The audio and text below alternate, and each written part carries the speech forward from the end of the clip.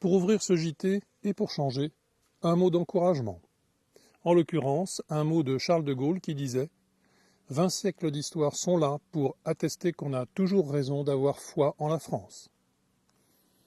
Ce mot ne signifie certes pas que l'on peut tout se permettre, en mode « après moi le déluge », cette forfaiture cynique des misérables générations post-68ardes, mais qu'un cœur invisible toujours jouera, serait-ce in extremis, le point d'appui d'une résistance immarcessible, riche d'un avenir renouvelé pour notre pays. D'un renouvellement profond, authentique, pas d'une restauration sans vie, d'un retour à illusoire, ni d'un prétendu progrès dans un prétendu sens de l'histoire, d'un énième avatar frelaté de la modernité qui n'aime que ses artifices, ni l'un ni l'autre, mais d'une authentique reprise, comme celle du feu qui n'a cessé de couver sous les cendres.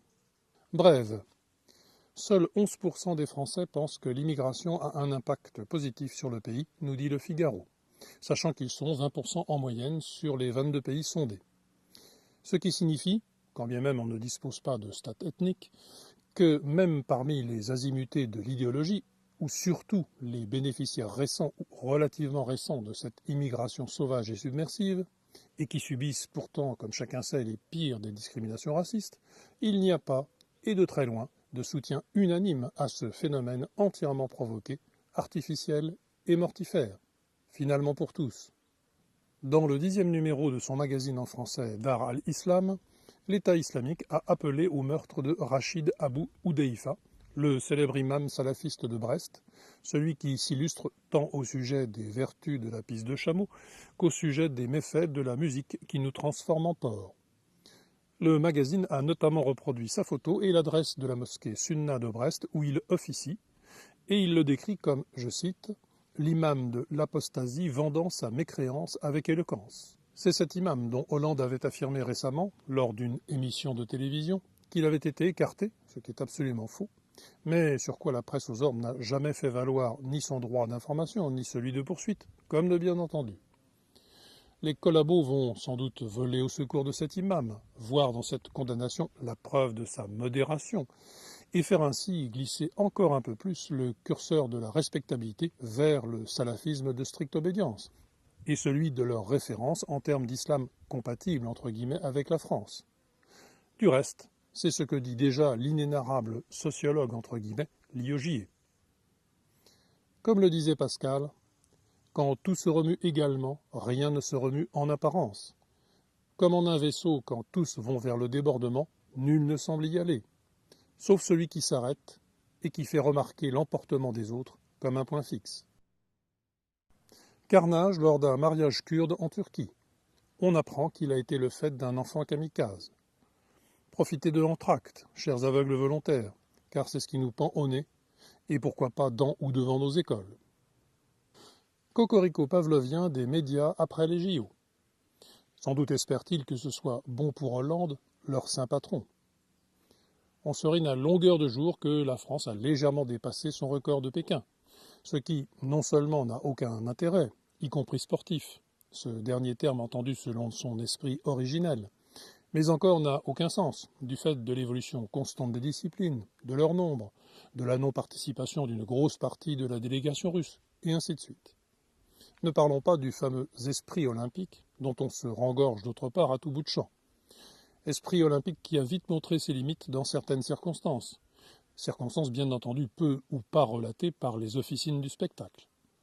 Par exemple, cet accrochage entre des athlètes libanais et des sportifs israéliens, les premiers, les Libanais, ayant refusé de laisser monter les seconds, les Israéliens, à bord du bus qui devait les emmener ensemble à la cérémonie d'ouverture des Jeux. Ou encore l'Égyptien El Shahabi qui a refusé de saluer et de serrer la main de l'Israélien Sasson qui venait de le battre.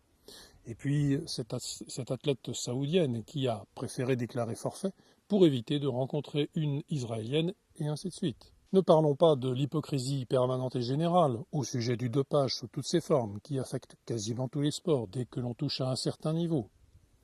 Ne parlons pas plus des mafias et corruptions qui gangrènent les organisations de ce mouvement. On ne va tout de même pas demander à des journalistes, fussent-ils sportifs, de faire leur travail.